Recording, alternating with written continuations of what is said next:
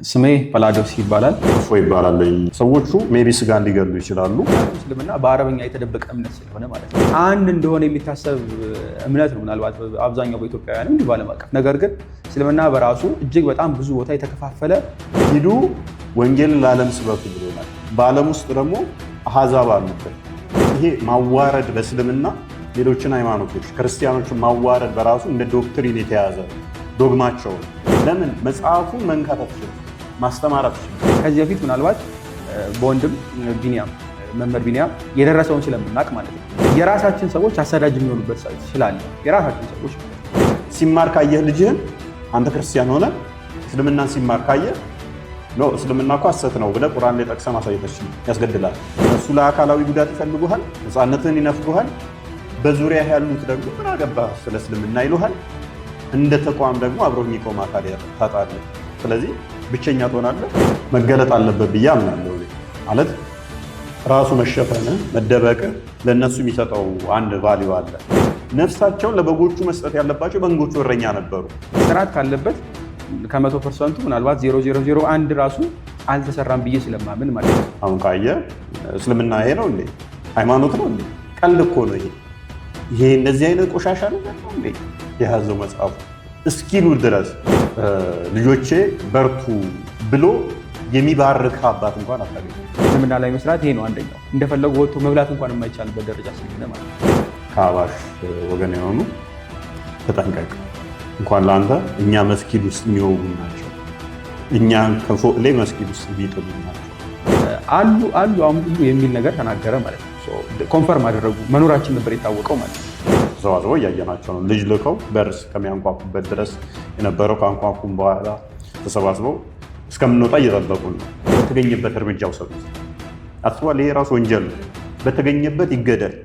መምህራኖችን መውቀስ እፈልጋለሁ እዚህ ላይ። እስልምና ላይ መስራት እጅግ በጣም ብዙ ፈተናዎች አሉት። ነገር ግን ዋና ዋናዎቹን እናስቀምጥ ቢባል አብዛኛውን ቤተክርስቲያን ምንድን ነው ድጋፍ ያደረገችላችሁ የሚለውን ሜይ ቢ በስመ አብ ወወልድ ወመንፈስ ቅዱስ አሐዱ አምላክ አሜን። እንዴት አደራችሁ? እንዴት ዋላችሁ? እንዴት አመሻችሁ? አምላክ አበው ቅዱስ እግዚአብሔር ስሙ ዛሬም ዘወትርም የተመሰገነና የተወደሰ ይሁን። እንግዲህ ይሄ ቪዲዮ ለየት ያለ ቪዲዮ ነው። እንደምታውቁት በተለየ በሪያክሽን ቪዲዮ ሳይሆን በቃለ መጠየቅ መልኩ የመጣሁት እና ይህን ቃለ መጠየቅ እድሉን የሰጡኝ ወንድሞቼን እግዚአብሔር አምላካችን ያክብርልኝ እላለሁ። ያው ራሳቸው በቴሌግራም አነጋግረውኝ ደውለውኝ ነው ጠርተው እና ልንወጣ ስለሆነ ወደ ሌላ ሀገር ልንሄድ ስለሆነ እና ይሄን ኢንተርቪው እና እንስጥህ ብለዋሉኝ። እሺ ብዬ ሄድኩኝ። ግን ሲሄድ ያው በእርግጥ ቪዲዮ ላይ የምትመለከቱት ነገር ቢሆንም ላይት ይዤ አልሄድኩኝም። ብዙ ነገሮች ይዤ እንዲሄድ ስላልተፈቀደልኝ ቦታ በጣም ምንም አይነት ነገሮች ይዞ መግባት የማይቻልበት ቦታ ስለነበረ ካሜራ እና ትራይፖድን ተጨማሪ ኮምፒውተር እና ማይክ ብቻ ነበር ይዤ ሄድኩኝ የነበረው። ለዛ ነው ቪዲዮ ውስጥ ራሱ እኔ መግባት ያልቻልኩትኝ። ምክንያቱም ማይክ ስላልነበረ ድምፅም አስቸጋሪ ነበርና ለዛ ነው ጥያቄዎችን አሁን እዚህ ቁጭ ጥያቄዎችን እዛ የጠየኳቸውን ጥያቄ ለእናንተ ማቀርብላችሁ ማለት ነው። ስለዚህ እንደ መጀመሪያ ጥያቄ እንደ መግቢያ የሆነን ዘንድ የጠየኩትን ጥያቄ ምን ነበረ? ማን ናችሁ? እስቲ ራሳችሁን አስተዋውቁልኝ የሚል ነበረ። ከስም ጀምሮ እንደው ከአገልግሎት አንጻር የት ያገለግሉ እንደነበር መጠየቅ ነው የመጀመሪያ ሀሳብ እና በተለይ ደግሞ ስለጠሩኝም ስለጋበዙኝም እዛ ድረስ ስለጋበዙኝ አምነውኝ። ምክንያቱም በጣም በዚህ በሰቀቀም በሆነበት ሰዓት ላይ ማንም በማይታመንበት ሰዓት ላይ እና ጸጋዬ አንተ ኢንተርቪው አድርገን ብለው ስለጠሩኝ በእውነት ከልብ አመሰግናለሁኝ። እና አንደኛው የመጀመሪያው ጥያቄ እሱ ነው። ማናችሁና እንዴት ሳምናችሁኝ እኔን ጠራችሁኝ? ለምንድን ነው ለእኔ ቃለ መጠይቅ መስጠት የፈለጋችሁት የሚል ነው። ተከታተሉት። አመሰግናለሁ ጸግሽ ስለጠራሃን። ስሜ ጳላዲዮስ ይባላል። እስልምና ላይ የሚሰራ አንድ ወንድም ነኝ። ኦርቶዶክሳዊ ወንድም ጳላዲዮስ እባላለሁ በሶሻል ሚዲያ መጠሪያዬ። በክርስትና ስሜ ብርሃነ ትንሣኤ። መልካም። እኔ እፎይ ይባላለኝ በቲክቶክ መጠሪያ ስሜ። የክርስትና ስሜ ደግሞ የአብዛኞቻችን መታወቂያ ስማችን ክርስትናችን ቢሆን የተሻለ ነው። እሱም ኃይለማርያም እባላለሁኝ። ስላገኘንህ ደስ ብሎናል። በመጨረሻው ሰዓት 11ኛው ሰዓት ላይ የተገናኘ ነው። ኢትዮጵያ ውስጥ ካደረግናቸው ቃለመጠይቅ የመጀመሪያው መውጫችንም ስለሆነ አንዳንድ ምሰራቸውን ስላየ እሷ ላይ የተወሰነ ነገር ተናግረን እንውጣ ብለን ነው የጠራነው። እንግዲህ ይህንን ካሉኝ በኋላ መጀመሪያው ጥያቄ በተለይ መግቢያውን ይህን ከሰማን የመጀመሪያ ጥያቄ ማድረግ የፈለግኩት የነበረው ቀጥታ ወደ ጉዳዩ መግባት ስለፈለግኩኝ ለምንድን ነው ወደ ንጽጽር መግባት የፈለጋችሁት? የንጽጽር ትምህርት ብዙውን ጊዜ በኦርቶዶክስ ቤተሰብ ተፈርቶ ያለ ነገር ይመስለኛል። ፎከስ አድርገን እያገለገልን ያለነው አገልግሎትን በአውደ ምሕረት ብቻ ስለሆነ እንዴት ወደ ንጽጽሩ ገባችሁ? በተለይ ደግሞ እንደው በስም ከሚፈራው ከእስልምና ገዳይ ነው ምንም ከሚባል ነገር ስላለ ከእስልምና አንጻር እንዴት ገባችሁበት? እስልምናዊ ለምን ፎከስ ማድረግ ፈልጋችሁ የሚል ነገር ጠይቄያቸዋለሁ። እሺ፣ አመሰግናለሁ። እኔ እንግዲህ የገባሁት ወደ እስልምና ንጽጽር ኦልሞስት አብዛኛውን ጊዜ ያደግኩትም ወደ ቤተክርስቲያን አካባቢ ነው። ነገር ግን ቀረብ ባልልም በተለይ ዩኒቨርሲቲ ከገባው በኋላ ትልቁን የሆነ ኢንተራክሽን ያገኘሁት ምን ይመስላል፣ የኢትዮጵያ ሁኔታ ምን ይመስላል፣ ሁሉም ሰው ክርስቲያን ነው ወይ፣ ሁሉም ሰው ምንድን ነው እስልምና ላይ ነው ያለው የሚለውን ለማየት ሞክሬያለሁ። አብዛኛው ኦርቶዶክሳዊ ቢሆንም ነገር ግን እስልምናም በእንደዚሁ በሰፊው ኢትዮጵያ ውስጥ ያለ ሃይማኖት መሆኑ ብቻ ሳይሆን ደግሞ እየተስፋፋም ያለ እንደሆነ እንዲሁም ክርስቲያኖች ላይም እንደዚሁ በሐሰት ትምህርት ስለ ክርስቶስ ጽርፈትን እየተናገሩ ስለ ቤተክርስቲያን የተለያየ ሐሰትን ትምህርት እየተናገሩ ወደ እስልምና የመሳብ ነገሮች እንዳሉ ከተመለከትኩም በኋላ እንዲሁም በግቢ ጉባኤ ላይ ባለኝ ተሳትፎ ብዙዎችን ነገሮች ለማየት ከሞከርኩ በኋላ እስልምና ላይ መሰራት እንዳለበት ወንጌል ለፕሮቴስታንት ወይም ደግሞ ሌሎች ብቻ ሳይሆን ለሙስሊሙም እንዲሁ መሰበክ እንዳለበትና ከጨለማ ሕይወት ወጥተው ወደ ብርሃን መግባት እንዳለባቸው ካመንኩ በኋላ መስራት እንዳለብኝ ወስኜ ትንሽ ወደዚህም ወደዛም እያልኩ ጀምር ያለው እንደ አብዛኛው እንደነ ፎይ አንዳንድ ቲክቶክ ላይ ወይም ደግሞ ሶሻል ሚዲያ ላይ እንዳሉት ብዙም በሰፊው ባይሆንም በውስጥ ቆየት ብያለሁ። ከጀመርኩ ኦልሞስት ዩኒቨርሲቲ አካባቢ ላይ ነው የጀመርኩት። ሞር ዶሚናንትሊ ወደ ሶሻል ሚዲያው መምጣት የጀመርኩት በዚች 1-2 ዓመት አካባቢ ነው። ከዛ በፊት አብዛኛውን በውስጥ የሚሰሩ ስራዎች ላይ ሳተኩር ነበረ። ያው መነሻ ዞሮ ብዙ እስልምና ላይ ያሉ ነፍሳትን ወደ ክርስትና የማምጣት ከጨለማ ሕይወት ወጥተው ወደ ብርሃን እንዲመጡ ከመፈለግ አንጻርና ብዙዎች እህቶች ወንድሞቼ ወደ ክርስቲያናዊ ህብረት እንዲመጡ ከመፈለግ አንጻር እና እሱን ለማሳካት እንደ አንድ ክርስቲያን የበኩሌን ትንሽም ብትሆን ለማበርከት የምንቀሳቀስ አንድ ወንድም ነኝ ማለት ነው። የኔም ብዙም ሩቅ ባይሆንም 1 ዓመት ምናምን አስቆጥሮታል።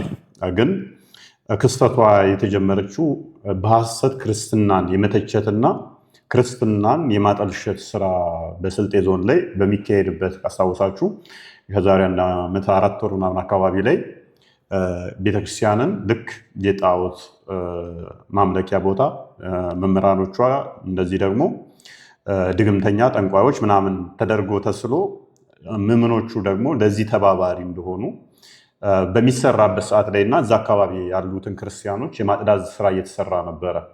ያንን እንዳንድ ክርስቲያን ይሄ ጤናማ አይደለም ብዬ በመቃወምበት ሰዓት ላይ ጠንቋይ ናቸው ኦርቶዶክሳውያን በሚል ከአንድ አካባቢ ላይ ክርስቲያኖችን ንብረት ማውደምና ማፈናቀል በሚካሄድበት ሰዓት ይሄ ትክክል አይደለም ብዬ በመቃወምበት ሰዓት ላይ ነው ሰዎቹ ብቻ ሳይሆን አስተምሮታችሁም እንደዛው ነው፣ ጠንቋይ ናችሁ፣ የልጆቻችሁ ፎቶ በቤተ ክርስቲያን ውስጥ ይገኛል የሚሉ የሐሰት ክሶች በሚሰነዘሩበት ሰዓት ላይ እንዴት ነው እንደዚህ ሊሆን የሚችለው? የልጆቻቸው ፎቶ ቤተክርስቲያን ግን ሊገኝ ይችላል። ሰው የራሴንም ሃይማኖት እንዳነባ አደረገኝ ማለት ነው። እንዳሉት እውነት ጥንቁልናን እኛ እንፈቅዳለን፣ ቤተክርስቲያን ትፈቅዳለች፣ መጽሐፋችን ይፈቅዳል፣ አምላካችን ይፈቅደዋል የሚለውን እንዳነባ አደረገኝ። መልሼ ደግሞ የእነሱንም እንዳነብ ጋበዘኝ ማለት ነው። እንደዚህ ሲሉ ከምን አንጻር ነው የሚለውን የእነሱንም እንዳይ፣ ስለዚህ የግዴታ ለእነሱ ምን ላይ ለመስል ማንበብ ጀመርኩኝ። በዛ ውስጥ ባለው ስትራግል ውስጥ ወደ ንጽጽሩ ዓለም አንድ እግሬን አስገባው ማለት ነው። በዚህ የተነሳ ምላሽ መሰጣጠት ጀመርን። ምላሽ ስትሰጣጥ ደግሞ የግዴ ራስንም ታነባለህ እነሱንም ታነባለህ። እየገፋን በመጣን ኦልሞስት አሁን 1 ዓመት ከ4 ወር ምናምን አካባቢ ይሆንናል ማለት ነው። አባቶቻችን ብዙውን ጊዜ ደፍረው ያልገቡበት ትምህርት ቢኖር የእስልምና ትምህርት ነው። በስፋት ማናገኝበት በስፋት እንኳን መልስ ሰጥቶ ማናገኝበት ትምህርት የእስልምናው ትምህርት ነው እና አባቶች ደፍረው ያልጀመሩትን ጉዳይ መምህራን ደፍረው ያልጀመሩትን ጉዳይ ከፕሮቴስታንቶች ጋር በሰላም መኖር እየተቻለ መልስ እየሰጡ በሰላም መኖር እየተቻለ ለምንድን ነው እስልምናው ላይ መልስ መስጠት የፈለጋችሁት? አሊያም ደግሞ የእስልምና ንጽጽር ለምን ገፋችሁበት ብያቸዋለሁ። ስሟቸው። ወደዚህ ለመስራት መጀመሪያ ያነሳሳል ቅድምም እንዳልኩት የኦርቶዶክሳውያኑ ቁጥር እንዳለ ሆኖ ሌሎችም ክርስቲያኖች ቁጥር እንዳለ ሆኖ የእስልምናው ላይም ያለው የነፍሳት ቁጥር እጅግ በጣም ብዙ መሆኑ ይታወቃል። እንዲሁም በኢትዮጵያ ማለት ነው ተከባብሮ መኖር በፍቅር አንድ ላይ መኖር እንዳለ ሆኖ ነገር ግን ሁሉም ከእግዚአብሔር መንግስት ወጥተው የገሃነም እንዲሆኑ አንፈልግም። ስለዚህ ለእነሱ መሰበክ አለበት፣ ወንጌል ለዓለም ሁሉ መሰበክ እንዳለበት ስለማምን ይሄ ቤተክርስቲያን የሚያስተማረችም ስለሆነ እስልምና ላይ ያሉትን ነፍሳት ሁሉንም ወደዚህ ለማምጣት የበኩሌን ጥረት ለማድረግ የሞከርኩት ምክንያቱም ትልቅ ግፍተት ስላለ ማለት ነው። ተቋማዊ የሆነ ስራም በሰፊው ደረጃም አይደለም በትንሹም እየተሰራም ብዙም ስላልሆነ በግለሰብ ደረጃ የሚደረጉ ትንሽ ሙከራዎች አሉ። በጣም በጣም ብርቱ ግለሰቦች አሉ። ነገር ግን ተቋማት እየሰሩት ባለመሆኑ የመምህራንም እጥረት በመኖሩ አብዛኞቹም ከመፍራትም አንጻር ከደህንነት አንጻር በተለይ እስልምና በጣም ቫዮለንት ስለሚሆን ማለት ነው እስልምና ላይ መስራት ህይወትንም ሊያስከፍል ስለሚችል ከዛ በላይ ቤተሰብ ላይም ብዙ አደጋ ሊያደርስ ስለሚችል እሱም በመፍራት ሰዎች እየሰሩበት አይደሉም፣ በተለይ መምህራን። ስለዚህ ያለውን ክፍተት ለመሙላት ባንለውም እንደው ትንሽዬ እንኳን አስተዋጽኦ ለማበርከት ነው የገባንበት። ምክንያቱም የወንጌል ጥማት አለ።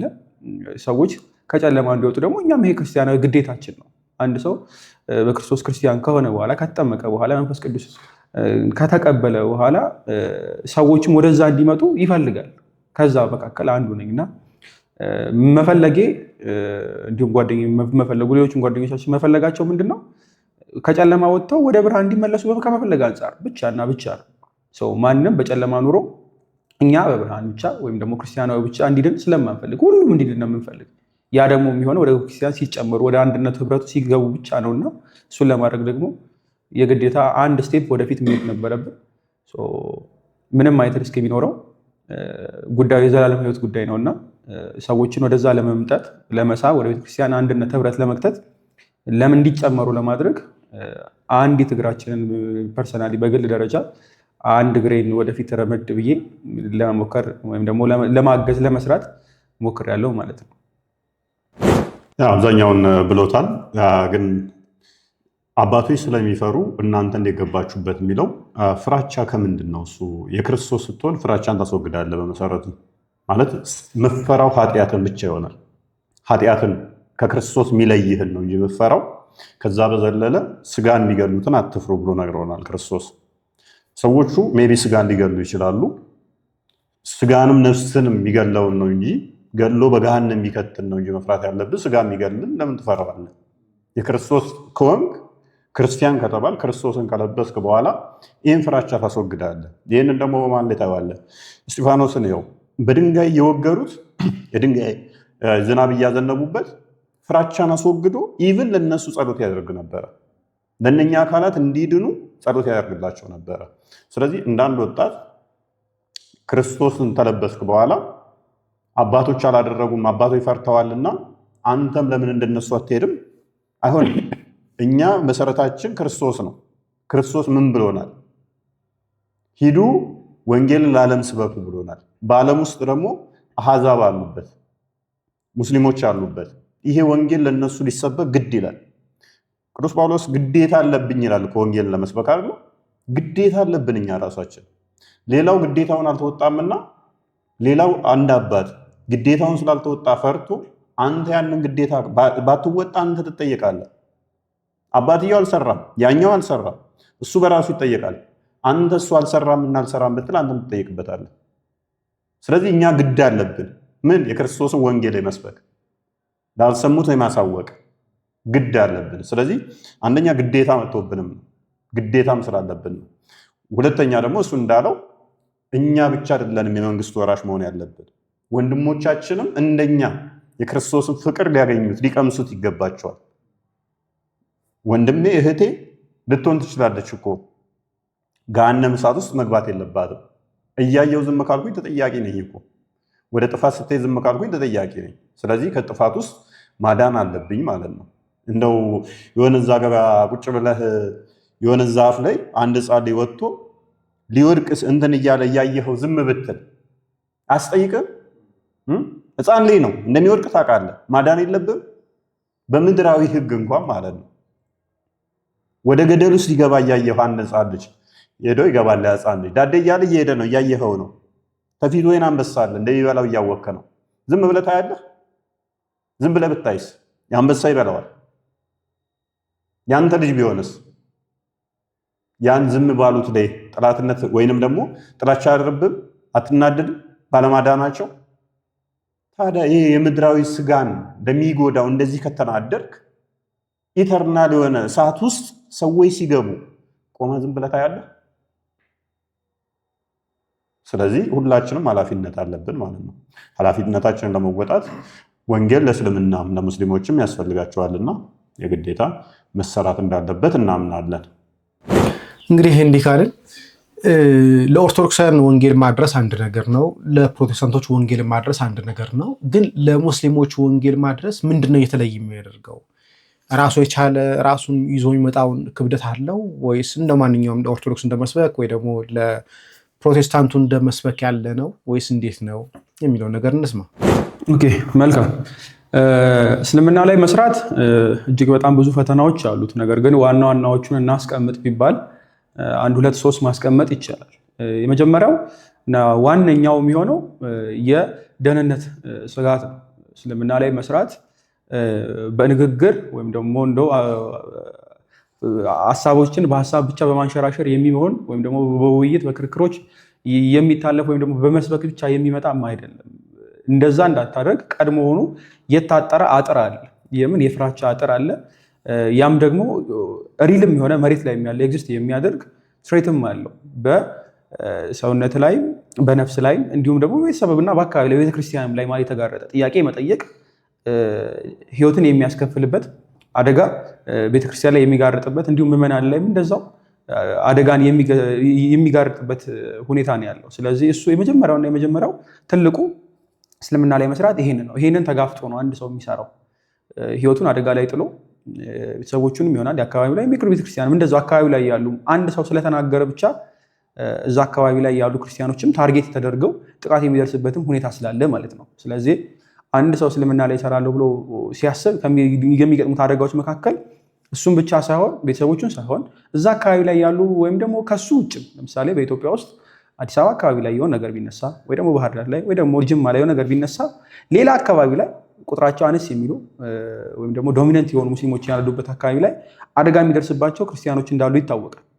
ስለዚህ እሱንም ሪስክ ወስደን እሱንም ቢሆን ለተሻለ ነገር ክርስቲያን ቢሞት መንግስተ ሰማያት እንጂ ሌላ እንደማይገባ ስለምናውቅ ወደ ህይወት ነው የምናልፈው እንጂ ወደ ጨለማ እንዳልሆነ በማወቅ እሱንም ቢሆን ሪስክ ወስዶ እዚህ ላይ ይሰራል ማለት ነው። ሞት ምንም እንደማያመጣ አውቆ እንሰራለን። የመጀመሪያው አስቸጋሪ የሚያደርገው ይሄን ነው። ይሄንን ኃላፊነት ወስዶ መግባት ትልቅ ካሬጅ ይፈልጋል። ይሄን አንደኛው ማለት ነው። ሁለተኛው እስልምና ላይ መስራት አስቸጋሪ የሚያደርገው ነገር የመጽሐፍቶች መለየት ነው። ምናልባት በሌሎች ቤተ እምነቶች ላይ ያሉት ክርክሮች ሲደረግ ወይም ደግሞ አብዛኛው ፕሮቴስታንቶች ላይ ወይም ደግሞ ከዛ ወጣም ያለ ክርክሮች በሚኖሩ ሰዓት ላይ ግራውንድ የምናደርገው የጋራ መጽሐፎቻችን የሚሆኑት አንድ መጽሐፍ ቅዱስ ይሆናል። ብዙ ጊዜ ብሉይ ኪዳን፣ ሐዲስ ኪዳን እንዲሁም የአባቶች ትምህርቶችም እንደ ሁኔታው ማለት ነው። ያ የጋራ መጽሐፍ እንዲኖረና የጋራ አንድ አትሊስት የምንመሰረትበት ቤዝ የምናደርግበት መጽሐፍ እንዳለን ያሳያል። እሱ ቀላል ያደርገዋል። እሱ ብቻ ሳይሆን ደግሞ የምናነባቸው መጽሐፍቶች ለመመለስም ቢሆን ሰዎችን ለማስተማር በምናደርጋቸው ተዋሶች መካከል ክርስቲያናዊ ሕይወታችንን እያጠነከሩልን የመጽሐፍ ቅዱስ እውቀታችንን እንዲሁ የትምህርቱን እውቀት በጣም ክርስቲያናዊ እውቀት እያደገ የሚሄድ ስለሆነ ማለት በዛው እያደገ ለመንፈስም የሚጠቅም በጣም የሚሆንበት አለ። ነገር ግን እስልምና ላይ በሚሰራ ሰዓት ላይ ሁለት ሶስት ነገሮች ይታያሉ። አንድ ልክ በእኛ በክርስትናው መጽሐፍ ቅዱስ ብለን እንደምናምነው ቁርአን ራሱን የቻለ መጽሐፍ አለ፣ መሐመድ ወረደልኝ ብሎ የሚለው መጽሐፍ። ሁለተኛ ላይ ደግሞ መሐመድ የተናገራቸው ያደረጋቸው እንዲሁም ሲያደርግ ታይቶ የተናገሩት ንግግሮች በሙሉ አጠቃላይ ሱና ይባላል ወይም መንገድ ነው፣ በሐዲሳት የተጻፈዋል። ስለዚህ ሐዲሳቶቹ መተነበብ አለባቸው ማለት ከቁርአን ውጭ። ልክ ይሄ ምናልባት እንደ አባቶች ትምህርት ወይም እንደ ትውፊት ለብቻው ሊታይ የሚችል ነው፣ ትራዲሽን በሚለው ምናልባት ማለት ነው። ከዛም ውጭ ተፍሲራቶች ይኖራሉ። ተፍሲሮች ማለት በእኛ አንድምታ እንደምንለው ወይም ደግሞ የአባቶች ኮመንተሪ ብዙዎች ይኖራሉ። ከዛ ውጭ ብዙ አይነት ሰፊ የሆነ ምናልባት አቂዳዎች ላይ ብዙ ልናያቸው የምንችለው በተለይ ቴዎሎጂ አካባቢ ላይ ከህግ ጋር በተያያዙ ፊቅ ላይ የሚታዩ ነገሮች አሉ። ብዙ ነው፣ ብሮድ ነው በጣም እስልምና በራሱ ማለት ነው። አንድ ሁለተኛ ይሄንን ሰፊ የሆነ ትምህርት ካዩ በኋላም ደግሞ በየቦታው እየበለጡ ማዘጋጀትን ይፈልጋል። ለምን ልክ እስልምና አንድ እንደሆነ የሚታሰብ እምነት ነው ምናልባት አብዛኛው በኢትዮጵያውያንም እንዲህ ባለም አቀፍ። ነገር ግን እስልምና በራሱ እጅግ በጣም ብዙ ቦታ የተከፋፈለ ራሱን የቻለ አንጃ ብዙ ያለው ስለሆነ የሚጠቀሱት መጽሐፍት እንደ እያንጃው እንደ እያንጓው ይለያያሉ። ስለዚህ ለማ ምን ይጠቀሳል የሚለውን ራሱ ማወቅ ራሱን የቻለ ትልቅ ቻሌንጅ ነው። ለምን በአማርኛ የተተረጎሙ የመጽሐፍት ብዙም ባለመኖራቸው አንድ፣ ሁለተኛ ክርስቲያኖች አብዛኛውን ጊዜ እውቀቱ ስለሌለ እንዲህ እንድንማርበት እንድናውቀው ሌሎች እምነቶችን ልክ እንደምናየው ሁሉ በመጽሐፍ ደረጃ በትምህርትም ደረጃ ባለመኖራቸው ምክንያት እኛ በራሳችን በጣም ብዙ የምናያቸው ሀስሎች ይኖራሉ ማለት ነው። ስለዚህ እስልምና ላይ መስራት ሁለተኛው በጣም አደገኛ የሚያደርገው ወይም ደግሞ አስቸጋሪ የሚያደርገው ይሄ ነው። ምክንያቱም ቀድሞ የተዘጋጁ ማቴሪያሎች የሉ። አንድ ሰው ሰራለው ቢል ካለ ሁሉንም ያነባል። ሁሉንም ካነበበ በኋላ ለሚወያየው ሙስሊም አይነት የሚሆነውን የሚመጥነውን የሚገባውን ትምህርት ደግሞ እየለየ ያስቀምጣል። ምክንያቱም እስልምና በአረበኛ የተደበቀ እምነት ስለሆነ ማለት ነው። ከዛም ባለፈ ደግሞ አብዛኞቹ የእውቀት ማነስም ስላለባቸው፣ ስለዚህ አንዳንድ ጊዜ እስልምና ላይ መስራት አስቸጋሪ የሚያደርገው ከእውቀት ማነስ ከኛ ብቻ ሳይሆን ከነሱ። ምክንያቱም አንዳንድ ጊዜ አስረድተህ የምትወያይበትም ጊዜ ስላለ ማለት ነው። ለእነሱ የራሳቸውን ቴዎሎጂ አስተምሮ ከዛ ድጋሚ ቻሌንጅ ማድረግ ስላለው እሱ በራሱ በጣም ትልቅ አስቸጋሪ ያደርገዋል ማለት ነው እስልምና።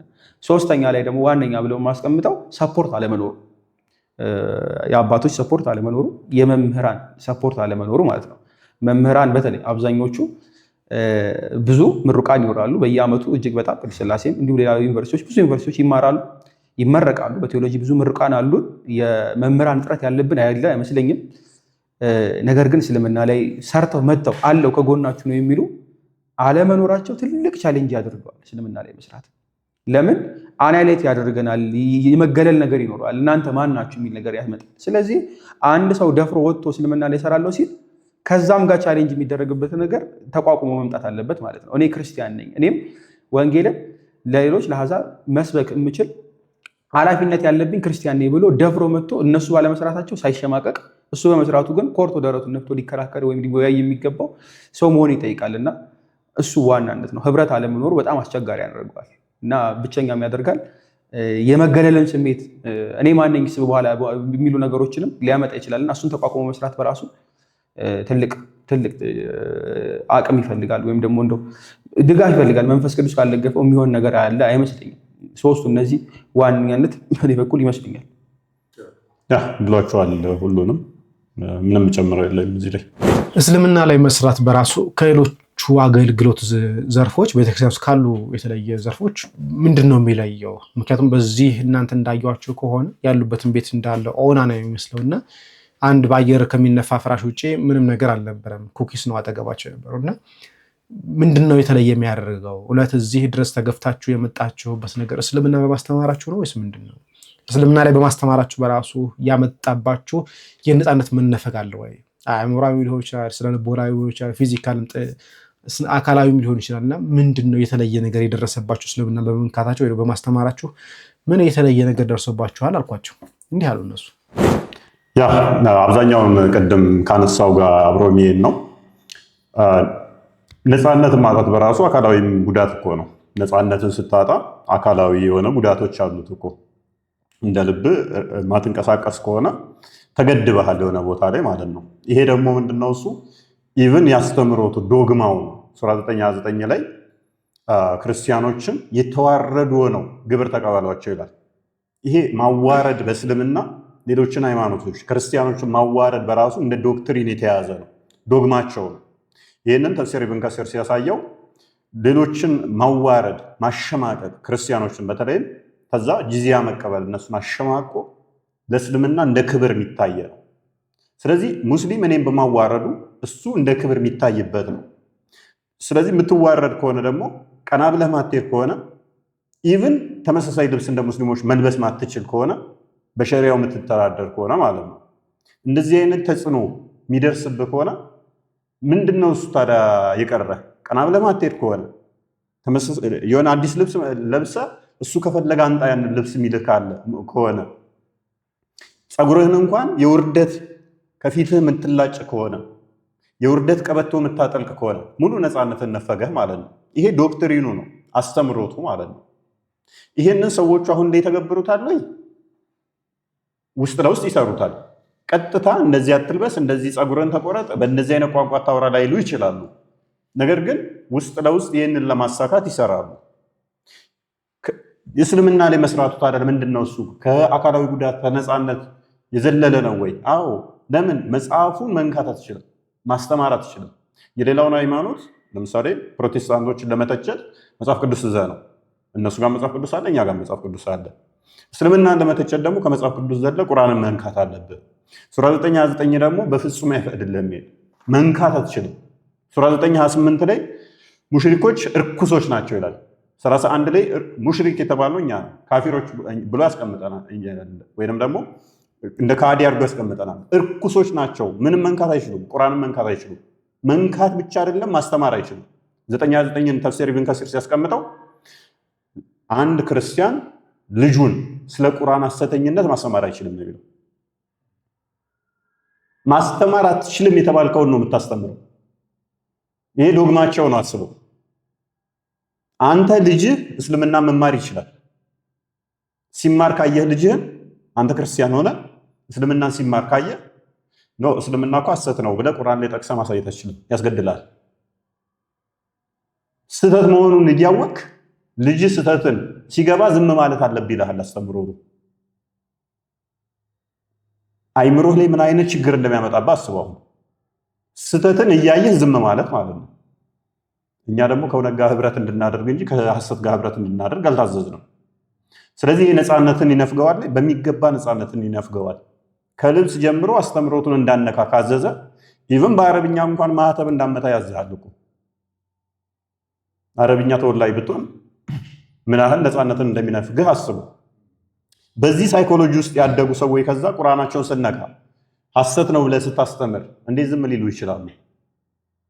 ከዛ ደግሞ ከኛ የወጣንበት ማህበረሰብ እስልምናን አያውቀውም፣ ክርስቲያኑ ማለት ነው። እስልምናን ሐሰተኝነት አልተነገሩ። ምን አገባህ የሰው ሃይማኖት የምታስተምረው ይሏል። ምን የራሳችን አንማርም ይለዋል። በእርግጥ አገባንም ነበረ። ነገር ግን ቁርአን መጥቶ እኛን ይከሰናል በሐሰት ስለሚከሰን ምላሽ ያስፈልገዋል። ያላልነውን እንዳልን አድርጎ ይከሰናል። ለዛ ምላሽ ደግሞ የግዴታ ማንበብ አለብን። ስታነብ ደግሞ የእነሱንም አንብበ ነው ምላሽ መሰጠው። በአረብኛ የተደበቀ ነው። አረብኛ አንብበ እንደገና እንግሊዘኛ እንደዚህ አልተተረጎሙ መጽሐፍቶቻቸው። በዛ ላይ ደግሞ አስጠሊው ፓርቲ እስልምና ምንድነው? በጣም ብዙ መጽሐፍቶች አሏቸው። ትናንትና ይመጣና የሆነ አካል ያኛው ያለውን ይሽረዋል። መረጃዎቹን ይደብቋቸዋል። በእንደዚህ አይነት ሁኔታ ማለት ነው። ቋሚ የሆነ ነገር የለም። ይህ አስቸጋሪ ያደርገዋል። ሰዎቹ ከዛ በኋላ ደግሞ በጣም ውሸታም ናቸው። በሃይማኖት መዋሸት ተፈቅዶላቸዋል። ሱራ 16:6 ላይ በሃይማኖት መዋሸት ስለተፈቀደላቸው ቅዱሱ ውሸት ይሉታል። ጥቂያ ሱራ 3:28 ላይ ተፍሲር ኢብን ከሲር እስከ ቂያማ ቀን ድረስ ውሸት ተፈቅዷል ይላል። ስለዚህ አንተ ብቻ ትቀራለህ። አሁን ክርስቲያኑ ማህበረሰብ ስለ እስልምናው የሚያውቀው ነገር የለም። አንተ የምትለው ነገር እውነት ሆኖ ሳለ ሙስሊሞቹ እንዳለ ዋሹና አንተ ዋሽተሃል ይሉሃል። በዙሪያ ያሉ ክርስቲያኖች ደግሞ አንተ የምትለው እውነት ይሁን ውሸት አያውቁም። ዘሆል እነኛ ተነስተው አንተ ዋሽተሃል ሲሉ ብቻህን ትቆማለህ ማለት ነው። ከ10 ሰው ውስጥ አንተ ብቻህን ትሆናለህ። 9 ከዛ ወዲያ አንተ ትክክል እየተናገርክ 9 ውሸት ነው ብለው ይስቁብሃል። ብቻህን ትቀራለህ፣ ደጋፊ ታጣለህ። ቤተክርስቲያንም በዚህ ላይ እየሰራች ስላልሌለ የሆነ አብሮ የሚቆም አጋር ታጣለህ ማለት ነው። ትገለላለህ። እነሱ ለአካላዊ ጉዳት ይፈልጉሃል፣ ነፃነትን ይነፍጉሃል። በዙሪያ ያሉት ደግሞ ምን አገባህ ስለ እስልምና ይሉሃል። እንደ ተቋም ደግሞ አብሮ የሚቆም አካል ታጣለህ። ስለዚህ ብቸኛ ትሆናለህ። የሥራ ሁኔታዎች አብሮ የሚሰራ ታጣለህ። ወላ አብሮ የሚሰራ ታጣለህ።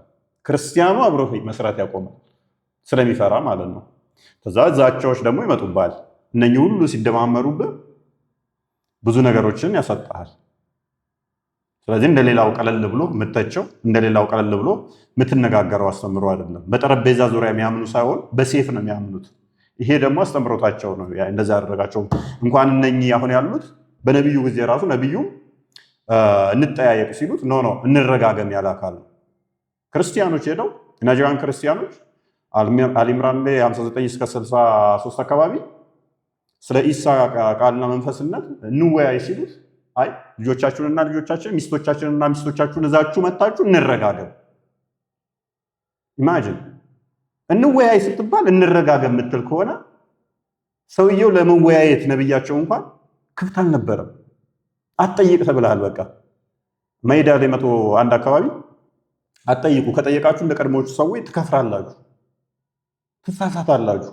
ስለዚህ ጥያቄን ይፈራል ሰውየው። በሱ ሱና ነው እነኚህ ደግሞ የተገነቡት።